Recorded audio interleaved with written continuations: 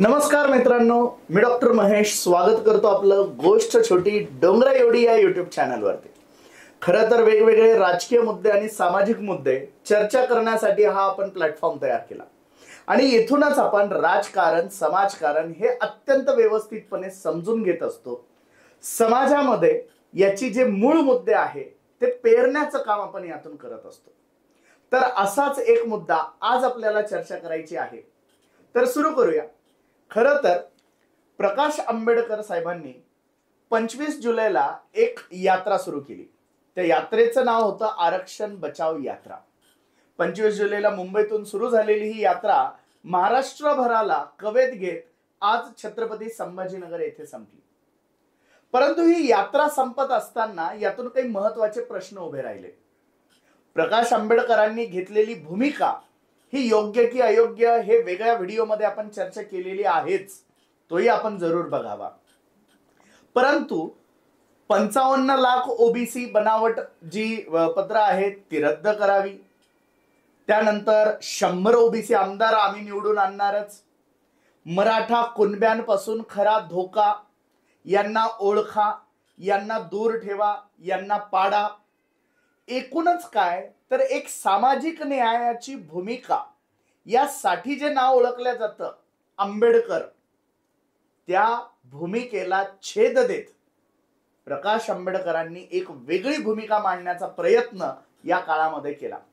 त्याची काय त्यांची राजकीय कारणं आहे, सामाजिक गणित आहे, हे येणाऱ्या काळामध्ये निवडणुकांच्या माध्यमातून कळेलच। परंतु सद्यस्थितीत त्यांची ही भूमिका आहे आणि ही सगळी भूमिका ते घेत असताना या प्रकाश रावांच्या मागे जे आंबेडकर आडनाव आहे त्या आडनावाची ताकद एवढी आहे की कुठल्याही मराठा नेते असेल किंवा दुसरे नेते असतील त्यांनी प्रकाश आंबेडकरांविरुद्ध बोलण्याची हिम्मत केली नाही। खरं तर ती हिम्मत ही भीतीपोटी नाही तर ती त्या नावाच्या आदरापोटी होती। खरं तर प्रकाश आंबेडकर यांना घाबरण्याचं कारण नाही, परंतु त्या नावाचा जो आदर आहे तो आदर फक्त महाराष्ट्र नाही तर अख्खा भारत आणि भारताच्या पलीकडचं जगही त्यांचा आदर करतं। परंतु मग प्रकाश आंबेडकरांनी जेव्हा ही भूमिका घेतली तेव्हा मराठा नेत्यांची भूमिका ही उदासीन का होती? का मराठा समाजातील नेत्यांना मराठा समाजाची बाजू मांडावी वाटत नाही? का मराठा समाजातील नेत्यांना एक न्यूनगंड या राजकारणामध्ये समाजकारणामध्ये आहे? का या लोकांना आपल्या जातीचं हित बघताना लाज वाटते? का या लोकांना असं वाटत नाही की मी सर्वसमावेशक असतानाही मराठा समाज काय ते सर्वसमावेशामध्ये येत नाही का? मराठा समाज हा काय पाकिस्तानमध्ये आहे का? मग यांना ही बाजू का मांडावी वाटत नाही? तर या सगळ्या गोष्टींवरती आपल्या सोबत चर्चा करण्यासाठी मराठा समाजाच्या आरक्षणाचे अभ्यासक आणि अत्यंत आक्रमक वक्तृत्व शैलीसाठी जे ओळखले जातात ते सन्माननीय बाळासाहेब सराटे सर आज आपल्या सोबत आहे। सर नमस्कार। जय शिवराय। सर, प्रकाश आंबेडकरांची ओबीसी आरक्षण बचाव यात्रा, त्यातील वेगवेगळे वक्तव्य आणि या सगळ्या गोष्टींनंतर मराठा समाजातील नेत्यांची उदासीनता हे खरं तर मराठ्यांना पडलेले कोड आहे। परंतु या प्रश्नावरती जाण्याआधी आपण खरं तर सखोल मार्गदर्शन किंवा सखोल माहिती आपल्याला आपण द्यावी की नेमकं मागील पूर्ण शतकामध्ये मराठा राजकारण याच पद्धतीचं होतं का? मराठा राजकारण नेमकं मागच्या 100 वर्षामध्ये कशी वाटचाल करत होती? मराठा नेते नेमके यामध्ये कोणते झाले आणि त्यांचा एक जो दृष्टिकोन होता आतापर्यंतचा तो कसा होता? नमस्कार सर्वांना। मुळामध्ये आपल्याला मराठा राजकारणाचं भवितव्य काय अशा परिप्रेक्ष्यामध्ये आपल्याला हे सगळं समजून घ्यायचं आहे आणि ते जर यशस्वी करायचं असेल तर आपल्याला कोणती रणनीती आणि कोणती नीती अवलंबली पाहिजे याचा आपल्याला शोध घ्यायचा आहे। मुळातच मराठा राजकारणाचं आपल्याला मागील शतकाचा जर विचार केला तर 2 टप्पे पाडावे लागतात। एक म्हणजे स्वातंत्र्यापूर्वीची 50 वर्ष आणि स्वातंत्र्यानंतरची 50 वर्ष असं आपण धरू। म्हणजे स्वातंत्र्यानंतरची आता जास्ती वर्ष झाली, समजा 74-75 वर्ष झाली। परंतु आपल्याला ढोबळ मानाने जर विचार केला तर हे 2 भाग पाडता येतील, पण आपण काही सेकंदामध्ये आपल्याला त्याच्या पूर्वीचं राजकारणही समजून घ्यावं लागेल। मराठा समाजावर एक राज्यकर्ती जमात म्हणून शिक्का का बसला? तर त्याला कारण आहे छत्रपती शिवाजी महाराजांचं हिंदवी स्वराज्य. आता छत्रपती शिवाजी महाराजांच्या राज्यापूर्वी मराठा ही काही आपल्या महाराष्ट्रामध्ये राज्यकर्ती जमात नव्हती. ही वस्तुस्थिती सगळ्यांना माहिती आहे. काही थोडेफार सरदार होते, तसे ब्राह्मणही सरदार होते, तसे दुसऱ्या जातींचे पण सरदार होते.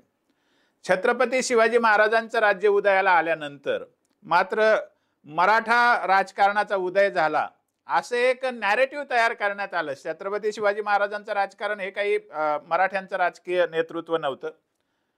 त्यामुळे इतिहासामध्ये नोंद घेताना सुद्धा, इतिहास शिकवताना सुद्धा आणि अकॅडमिक फील्डमध्ये सुद्धा कधीही म्हटलं जात नाही मराठा राज्याचा उदय म्हणून.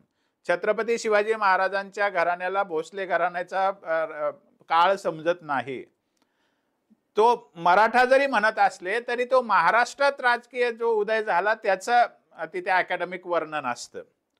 आणि ते सुद्धा पेशव्यांनी अटकेपार झेंडे लावले पेशव्यांच्या नेतृत्वाखाली, तिथं मराठा म्हटलं गेलं. कारण महाराष्ट्रातले जे लोक आपल्या सीमेपार गेले त्यांना मराठा म्हटलं गेलं आणि त्या राजकारणाचा उदय कधी झाला याच्यावरून ते मराठ्यांचा इतिहास शिकवतात.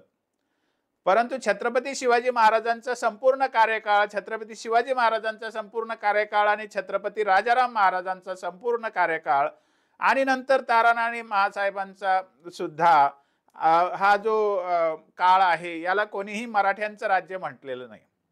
मराठा समाजानेही कधी म्हटलं नाही आणि इतिहासातही त्याला मराठ्यांचं राज्य किंवा मराठा जातीच्या लोकांचं राज्य असं म्हणत नाही. हे खरं म्हणजे महाराष्ट्राचं वैभव आहे आणि महाराष्ट्राचं यश आहे. कारण ते मराठा जातीचं राजकारण नव्हतंच मुळी. म्हणजे मराठा ही त्या काळात राज्यकर्ती जमात होती का? तर ती हिंदवी स्वराज्य स्थापन करणाऱ्या महाराष्ट्रव्यापी मराठ्यांची ती राजकीय शक्ती होती. ती मराठा जातीची शक्ती म्हणून समोर नव्हती.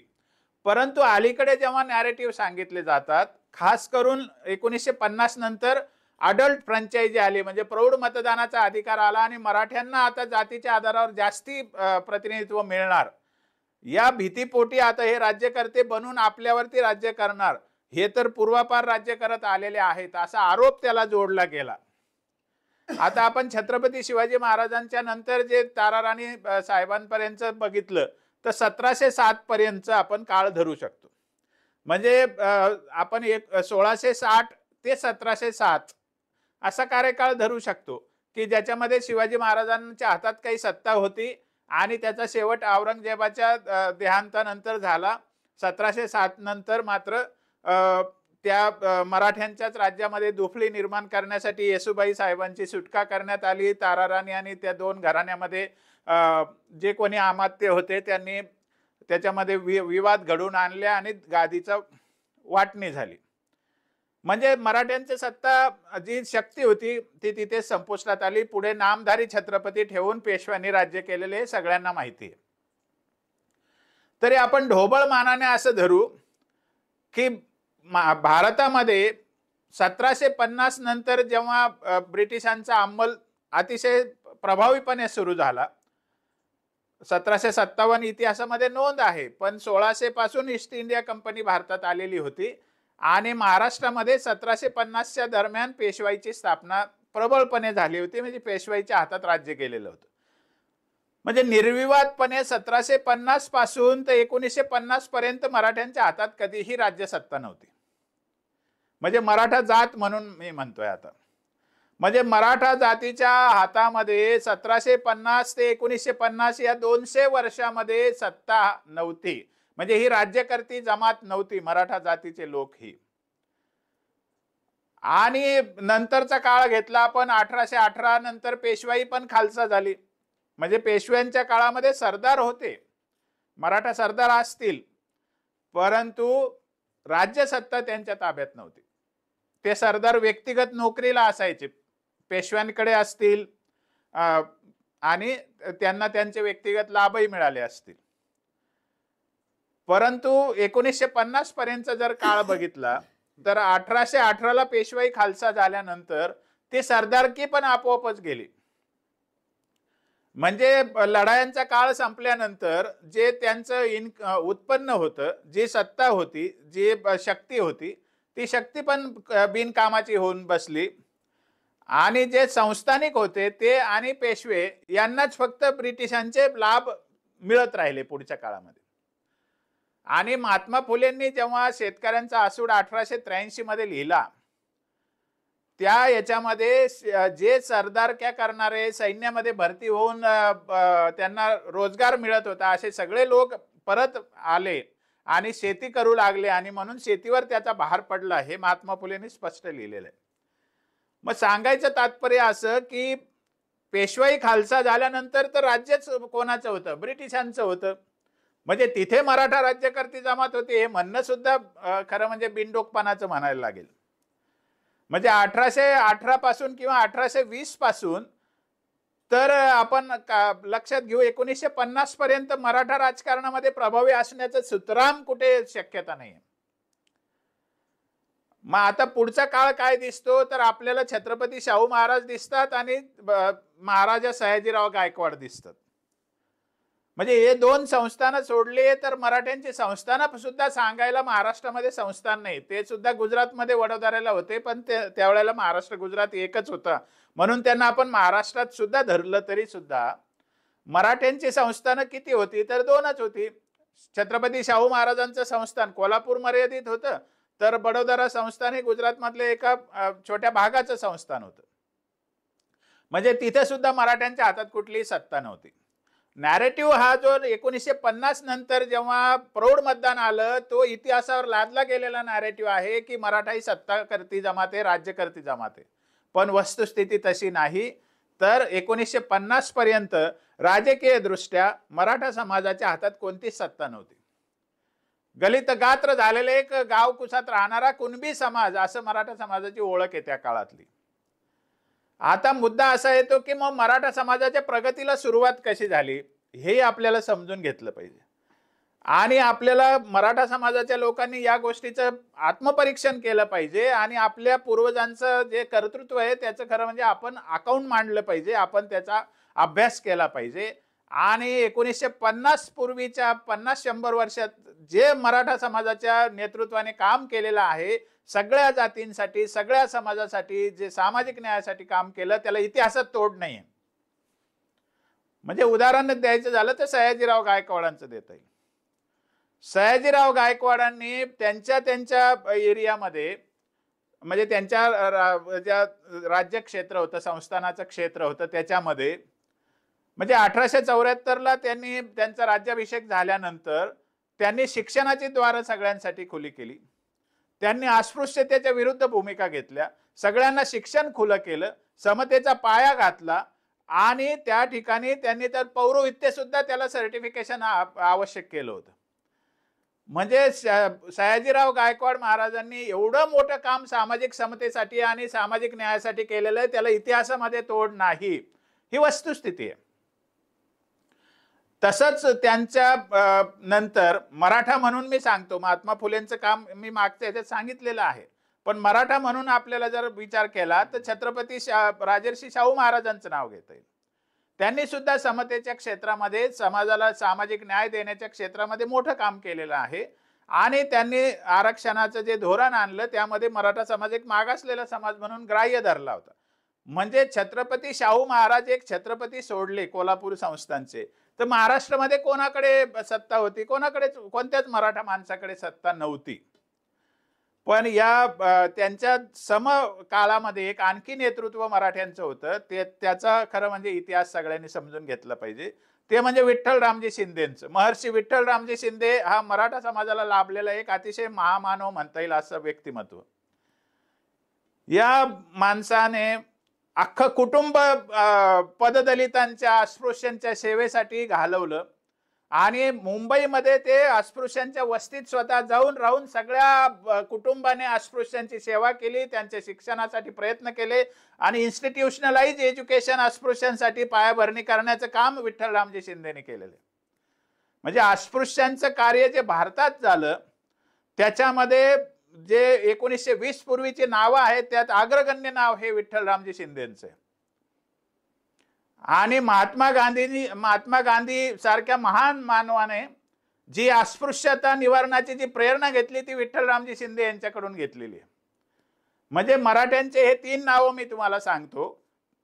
महाराजा सयाजीराव गायकवाड असतील, महर्षी विठ्ठलरामजी शिंदे असतील किंवा छत्रपती राजर्षी शाहू महाराज असतील. हे तीनही महामानव असे होते की यांनी मराठ्यांना कधीही त्यांच्या नीतीमधून आणि त्यांच्या एकूण कार्यामधून वगळलं नाही. नवे त्यांनी कोणालाच वगळलं नाही. जे अन्याय करणारे होते त्यांचा अन्याय त्यांनी रोखला आणि ज्यांच्यावर अन्याय होत होता अशा सगळ्या समाजाला कवेत घेतलं. म्हणून त्या माणसांबद्दल, त्या व्यक्तींबद्दल, त्या महामानवांबद्दल सगळ्या समाजामध्ये एक प्रतिष्ठेची भावना होती. आता हे आपण लक्षात घ्या की 1920च्या दरम्यान छत्रपती शाहू महाराजांचं निधन झालं. त्याच्यानंतर 39ला मला असं वाटतं की सयाजीराव गायकवाडांचं निधन झालं. 44ला महर्षी विठ्ठलरामजी शिंदेंचं निधन झालं. मराठा समाजाच्या हातात शक्ती नव्हती, पण मराठा समाजातले हे महामानव नेतृत्व करत होते आणि त्यांचा सगळ्या समाजावर प्रभाव होता. त्यात मराठ्यांचंही हित ते बघत होते, यात काही शंका नाही. तेव्हा मराठ्यांना कधी एकटं वाटलं नाही, पोरकं वाटलं नव्हतं. सत्ता हातात नसली तरी आधार वाटायचा. तर हे 1950 पूर्वीचं जरी हे चित्र असलं, मग 1950 नंतर मराठा समाजाचं राजकारण हे राज्यकर्ती जमात म्हणून उदयास आलेलं होतं का? बऱ्याचदा लोकांना प्रश्न पडतो की आता आपण जसं समजावून सांगितलं की हा तर फेक नॅरेटिव्ह आहे. म्हणजे जर इतिहास जर आपण नीट जर तपासला तर 1750 पासून ते 1950 पर्यंत आपण जे महत्वाची नावं घेतली हे खरं तर मराठा हे खरेच सर्वसमावेशक लोक होते. म्हणजे यांनी मराठाचं जी काही वस्तुस्थिती होती तीही लक्षात घेतलेली होती, पण कुठल्याही समाजाला त्यांनी मागे सोडून काही हे काही केलेलं नव्हतं. त्यामुळे यांना आपण मराठा समाजाचे नेते तर म्हणू शकत नाही. हे खरं तर सगळ्या समाजांचे नेते होते, ते आदर्श होते आणि त्यांचं कामही त्याच पद्धतीचं होतं. म्हणजे 1950 नंतर काय चित्र होतं नेमकं? एक सांगण्याचा भाग असा की 1908 पासूनच छत्रपती राजर्षी शाहू महाराजांच्या आणि सयाजीराव गायकवाडांच्या माध्यमातून त्यांनी ज्या ज्या लोकांना शिकवून मोठं केलं किंवा अधिकाराची पदं दिली, त्या मराठा लोकांच्या माध्यमातून शैक्षणिक परिषदा भरायला सुरुवात केली. म्हणजे त्या शैक्षणिक परिषदांच्या माध्यमातून सगळे मराठा समाजाचे प्रश्न समोर येऊ लागले आणि त्याच्यातून मराठा समाजामध्ये जागृतीला सुरुवात झाली. त्यामुळे मराठा समाजाचे मिलिटरी एरिया क्षेत्र असेल, म्हणजे सैन्य क्षेत्र असेल किंवा अकॅडमिक क्षेत्र असेल किंवा अधिकाराची जागा असतील, त्या ठिकाणी जाऊन मराठा माणसांनी अतिशय मोठं कर्तृत्व म्हणजे गाजवलेलं आहे. आणि मला असं वाटतं पहिल्या महायुद्धात मला असं वाटतं की मला आमचे एक मित्र आहे चंद्रकांत पाटील नावाचे, त्यांनी सांगितलं की इटलीमध्ये ब्रिटिश सैन्याच्या वतीने मोठा पराक्रम केला म्हणून आपले एका मराठा अधिकाऱ्याचे सैन्याच्या अधिकाराचे इटलीमध्ये स्मारक आहे.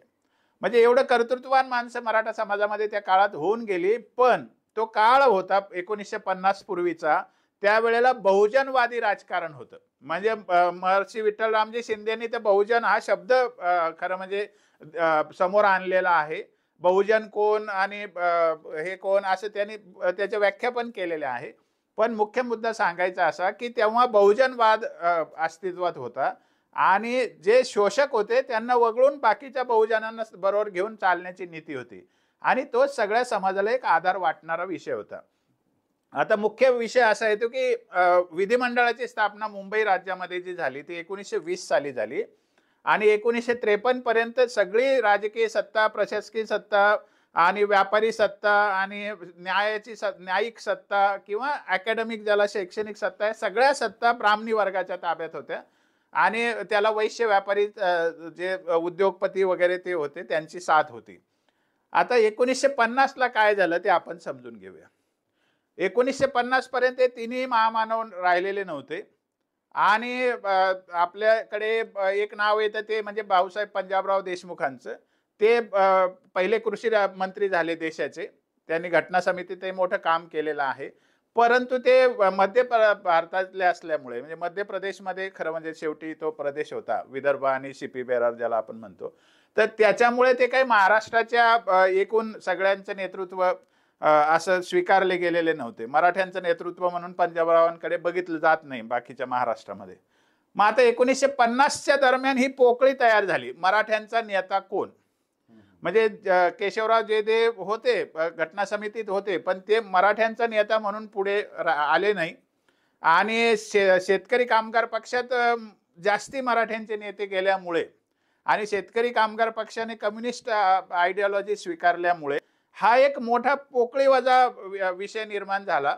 मराठ्यांचे नेते कोण, तर 50 नंतर मराठ्यांचा नेता असं दिसत नाही. म्हणजे छत्रपती शाहू महाराज असतील, सयाजीराव असतील, विठ्ठलरामजी शिंदे मराठ्यांचे नेते नव्हते, पण ते मराठा समाजातून आल्यामुळे त्यांचा एक समाज मनावर प्रभाव होता. तसं नेतृत्व मराठ्यांच्या बाबतीत 50 नंतर कुठलं उदयाला आलेलं दिसत नाही. आता 50 नंतर काय झालं, दोन गोष्टी आपण समजून घेऊ. राजकारणामध्ये प्रौढ मतदार मतदानाचा अधिकार मिळाला.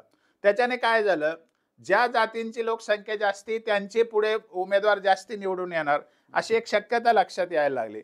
आणि मग जी अल्पसंख्य जात होती ब्राह्मण, त्यांचं जे आधीचं सगळं सत्ता होत्या त्या सत्तामध्ये राजकीय सत्ता जाणार हे त्यांना दिसल्यामुळे त्यांनी मराठ्यांवरती नॅरेटिव्ह तयार करायला सुरुवात केली.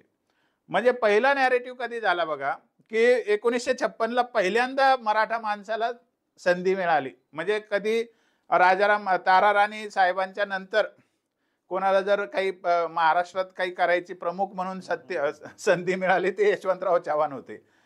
आणि तेव्हा ते मुख्यमंत्री म्हणून झालेच की तरुण भारतमध्ये अग्रलेख लिहिण्यात आला. गत्रे माडखोलकर नाव त्यांचं. त्यांनी प्रश्न केला महाराष्ट्राला, आता हे मराठ्यांचं राज्य म्हणावं का मराठी भाषिकांचं राज्य म्हणावं. लगेच त्यांच्या डोक्यातला जातीवादाचा किडा बाहेर आला. आणि यशवंतराव हे मराठ्यांचे नेते नव्हते, त्याचा पुरावा त्यांनी नागपूरला एक सभा झाली त्याच्यानंतर तिथे दिलेल्या उत्तरातून दिसून येतं. म्हणजे यशवंतरावांचं त्या दिवशी उत्तर जे असं होतं की आम्हाला प्रश्न विचारला जातो हे राज्य मराठ्यांचं की मराठी भाषिकांचं, तर मी ग्वाही देतो की हे राज्य मराठी भाषिकांचं. आता त्यांनी त्या ठिकाणी लोकशाही काय असते ही भूमिका घेतली नाही. जर तुम्ही प्रौढ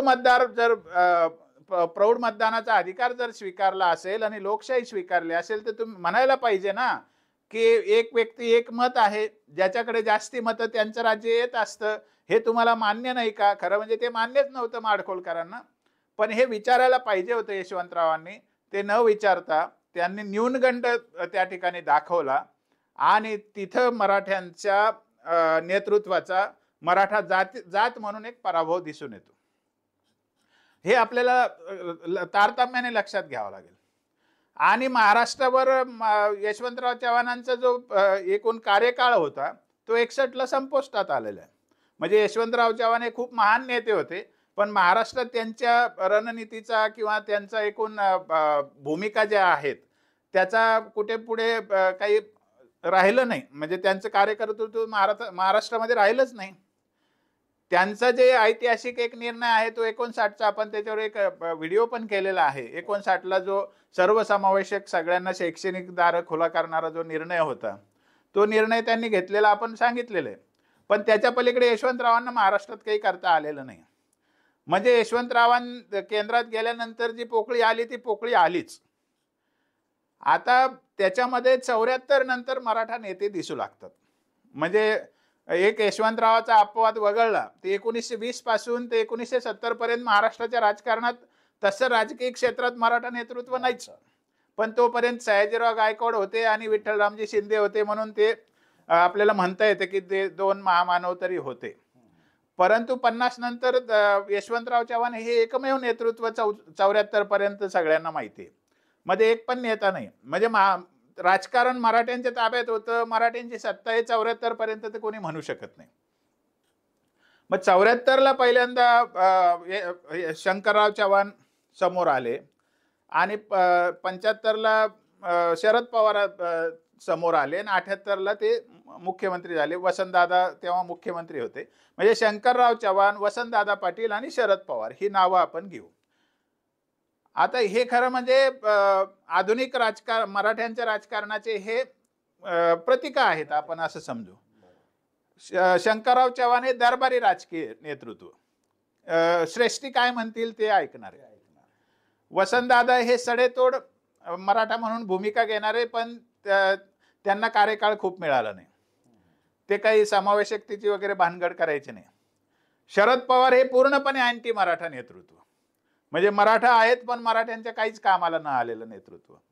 आणि हे प्रतीक आहे महाराष्ट्राच्या मागच्या 74 पासून तर 24 पर्यंतच्या राजकारणाचं. आणि याच्यामध्ये मराठा जात म्हणून मराठ्यांच्या हाती काहीच लागलं नाही.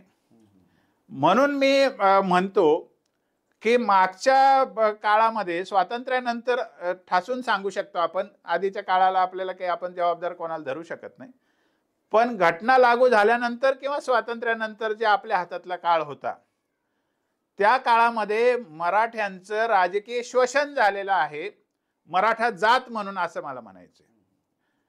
कारण जातीच्या लाभाचं राजकारणच महाराष्ट्रामध्ये झालं नसेल तर त्याला आपण राजकीय माध्यमातून झालेलं शोषण असं म्हणतो. तर मी असं का म्हणतो, याला काय आधार आहे? तर बाबासाहेब आंबेडकरांनी 1948ला एक स्टेट्स अँड मायनॉरिटीज नावाचं एक निवेदन दिलं होतं, म्हणजे एक रिपोर्ट दिला होता ब्रिटिश सरकार की कसं, नाही सरकारला, आपल्या भारतीय सरकारला, की कसं राज्य निर्मिती करावी.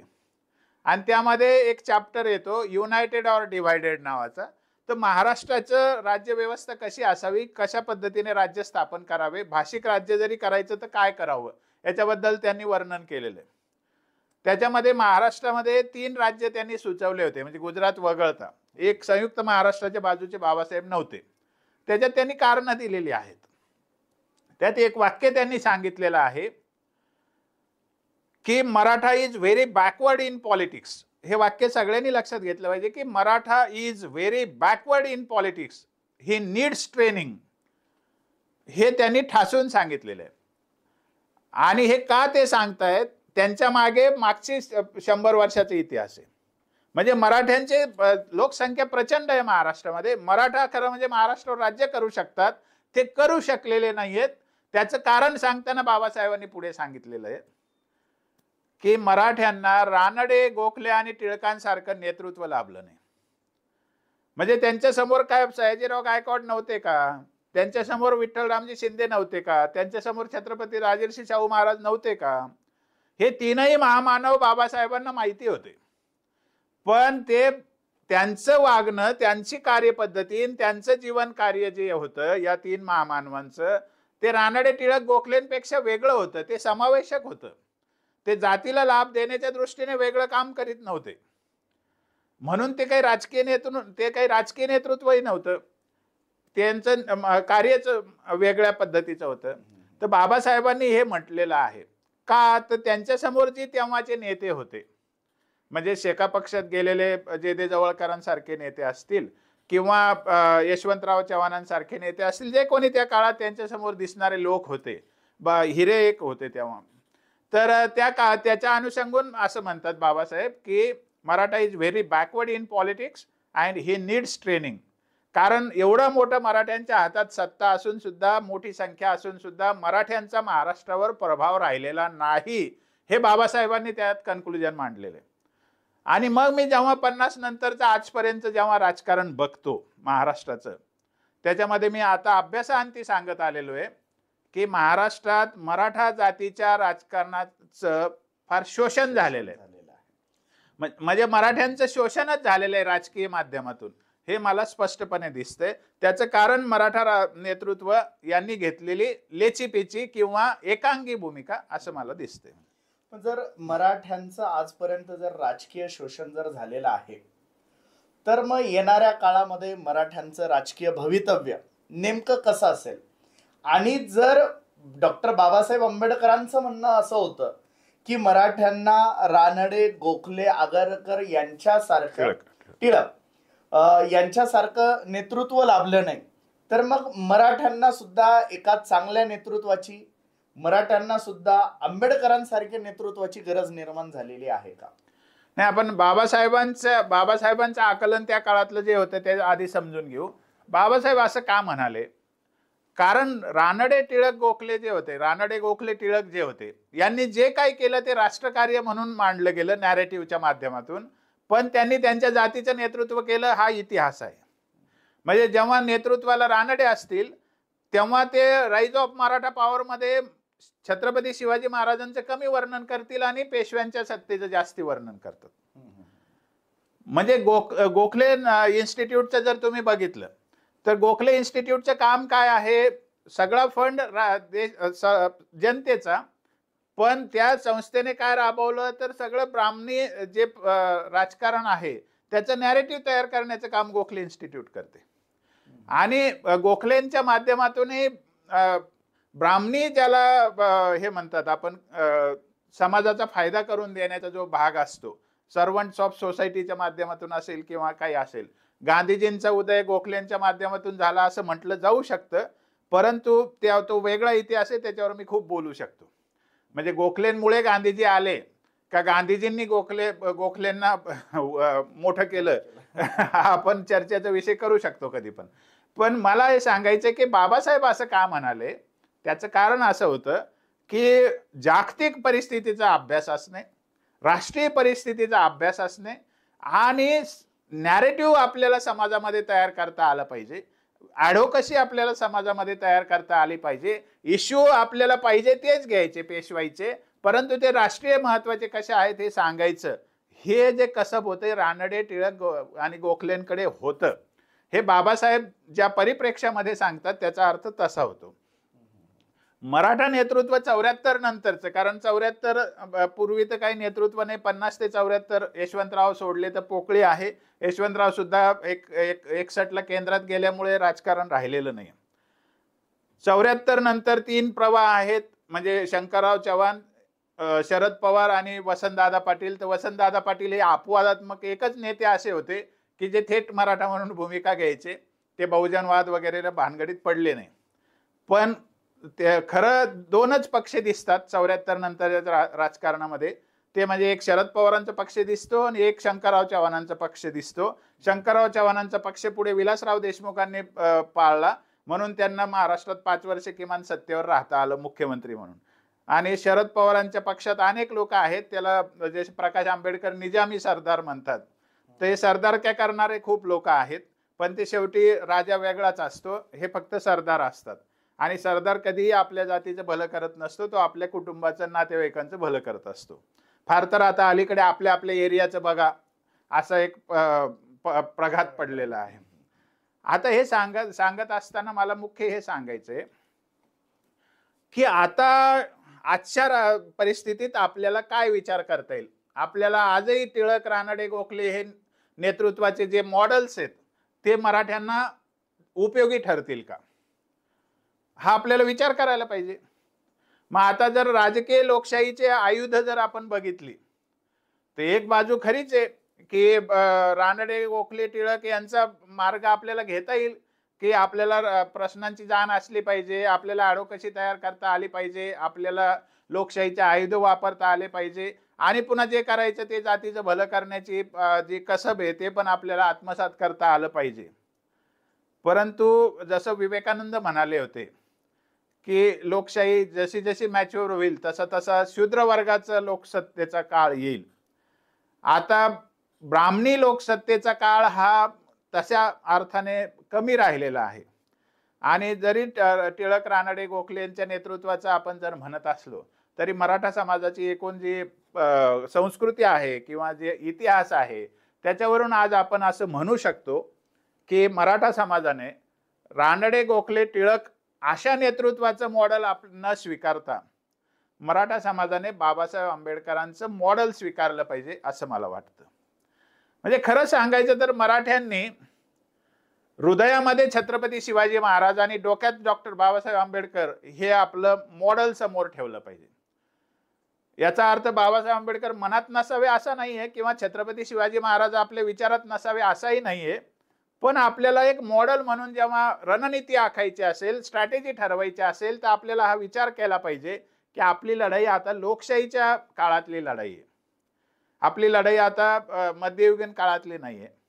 त्यामुळे बाबासाहेब आंबेडकरांनी जे लोकशाहीचे आयुध वापरले, जे स्वसुरक्षेसाठी जे काही संकेत घालून दिलेले आहेत किंवा संघर्ष करा आणि संघटित व्हा आणि संघर्ष करा असं जे त्यांनी सांगितलेलं आहे, ही त्रिसूत्री असेल या सगळ्या गोष्टीचा जर आपण विचार केला तर मला असं वाटतं लोकशाहीमध्ये जर यशस्वी व्हायचं असेल तर मराठ्यांना बाबासाहेब आंबेडकरांच्या रणनीतीचा, डॉक्टर बाबासाहेब आंबेडकरांच्या नीतीचा आणि डॉक्टर बाबासाहेब आंबेडकरांच्या व्यक्तिमत्वाचा अंगीकार करावाच लागेल, तरच आपल्याला मराठा जात म्हणून अस्तित्व टिकवता येईल.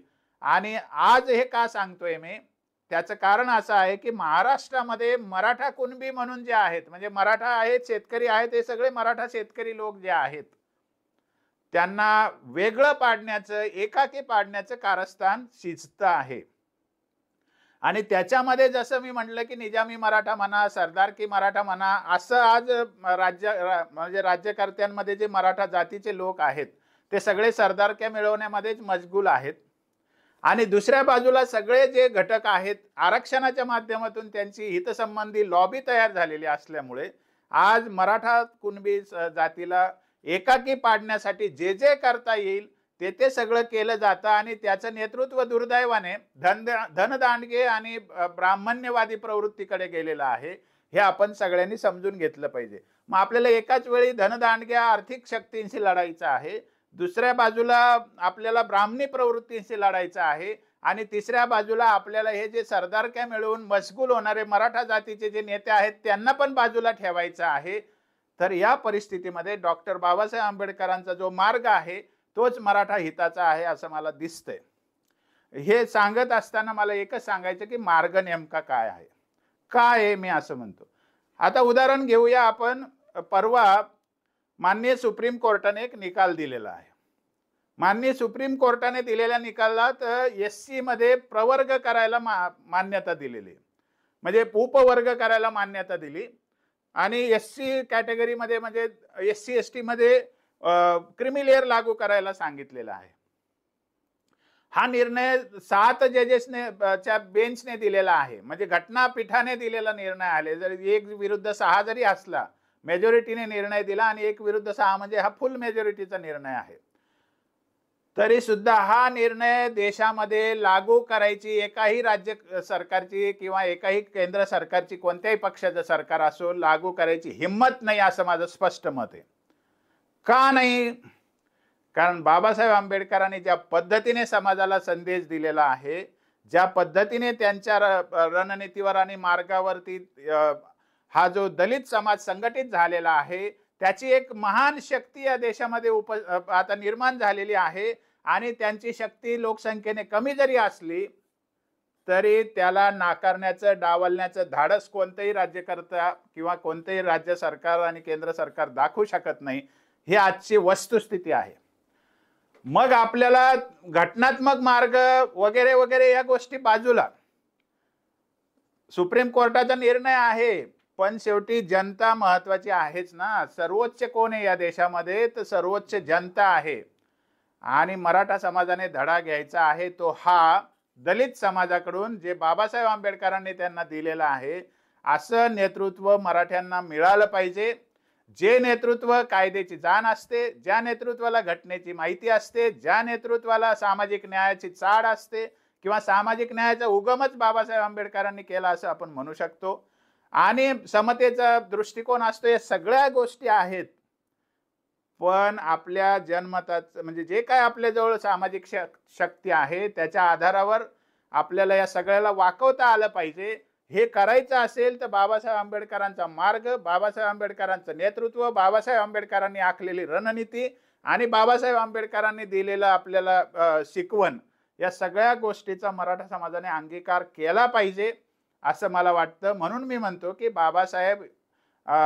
बाबासाहेबांच्या नेतृत्वाची आज मराठा समाजाला खरी गरज आहे. तर धन्यवाद सर.